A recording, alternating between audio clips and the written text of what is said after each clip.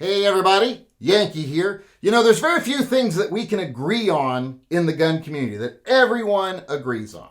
But I think there is one thing we can all agree on, and that is that Hollywood is horrible when it comes to representing firearms in movies and on television. They seem like they have no idea how they work whatsoever. They do ridiculous things with them. You think to yourself, did they not hire a consultant? A consultant could tell them these things and they could stop doing these things in movies. But, it seems like they don't hire anybody to tell them anything. Or actually, more likely, they do hire people to tell them how guns really work. They have consultants on set. But directors or producers, big Hollywood elites, they decide that they want to go with what's dramatic over what's realistic. They want, every time someone draws a gun, they want to hear that slide rack because it's dramatic. It's not realistic, but it's dramatic. Every time someone points a shotgun at someone, they want to hear that be cycled. They want to hear someone rack that shotgun. Even if it's a semi-automatic, doesn't stop them because it's dramatic. It's not realistic. And I'm sure there's a consultant going, ugh, when he sees the movie later. But even though they do that, and even though Hollywood tends to be very anti-gun, especially the actors who profit greatly off portraying violence and firearms, etc., in movies and on television. Then they get out of their job, they go home, they get on their computer, and they get on the internet and they go, oh, everyone needs to stop being violent and you shouldn't want guns, as they preach to us from their ivory towers with their security standing outside their doors. So they are very much hypocrites when it comes to guns use violence, etc. Sex, violence, whatever. They'll profit off of it, but then they want to preach to us about how we should think about it.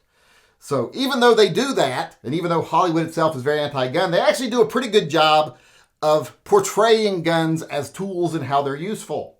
If you think of it, in most every movie, there's always a scene where the good guy and the bad guy are vying for the gun. The gun is the tool that makes the difference.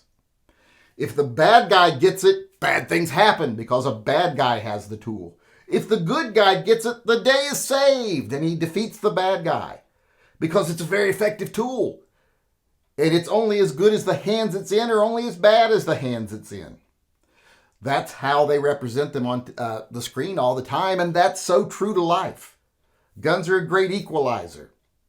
If a good guy's got a gun in their hand, that makes it far less likely a bad guy can take advantage of them. And when just bad guys have guns in their hands, bad things happen because good guys are helpless.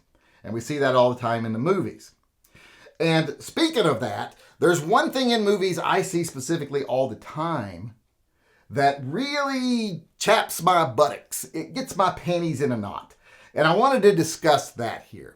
Now, before I do that, though, I want to remind everyone that we're still doing Toy Guns for Tots 2023. If you're watching this in the first couple days it's online, then we're still taking donations for Toy Guns for Tots. So if you haven't donated yet, please go over to the link in the upper corner of this video and donate. For every $20 you donate, you get registered for the big old black Glock giveaway at the end of the fundraiser. Or you can buy merchandise, and you can also get entries into the drawing with some of the merchandise you purchase.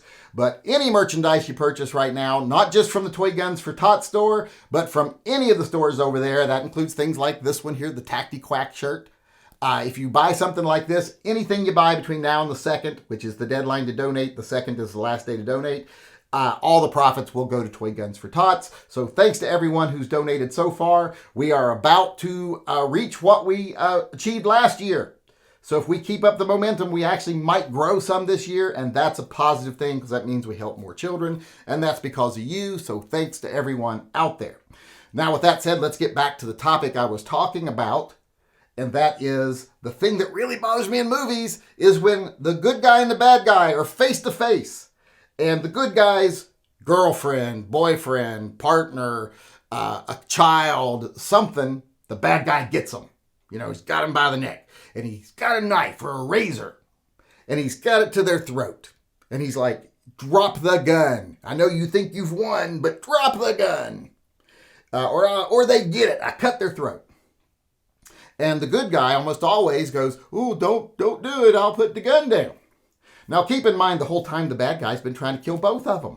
And a lot of other people, too.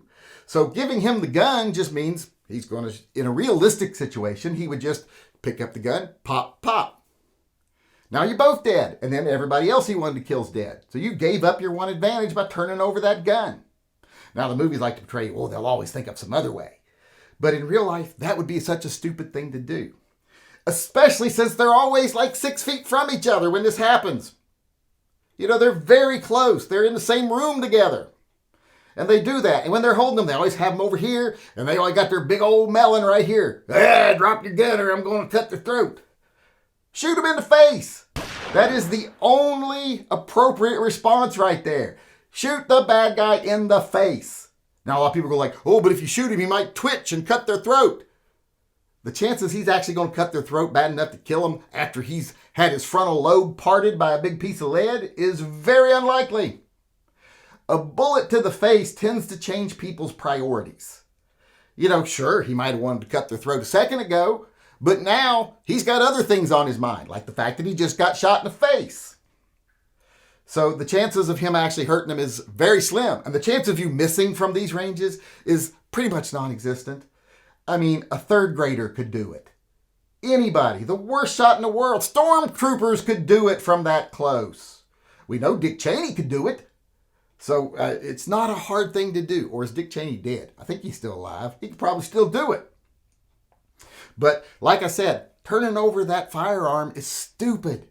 And I know the movies want to create a plot here where they can say the good guy doesn't need the gun. That's when they kind of get anti-gun and kind of stupid, because in that situation, that gun is the tool to winning the day.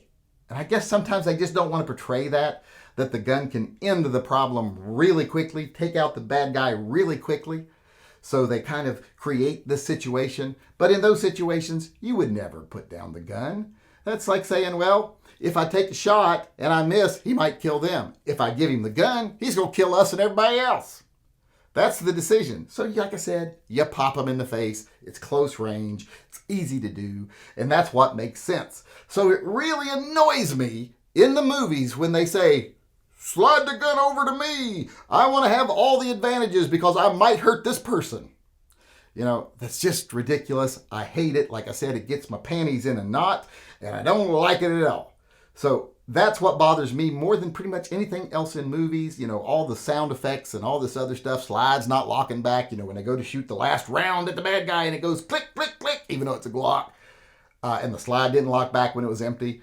And it wouldn't go click, click, click anyway. So that's what really bothers me in movies. What bothers you? Let me know in the comment section below. I look forward to reading your answers.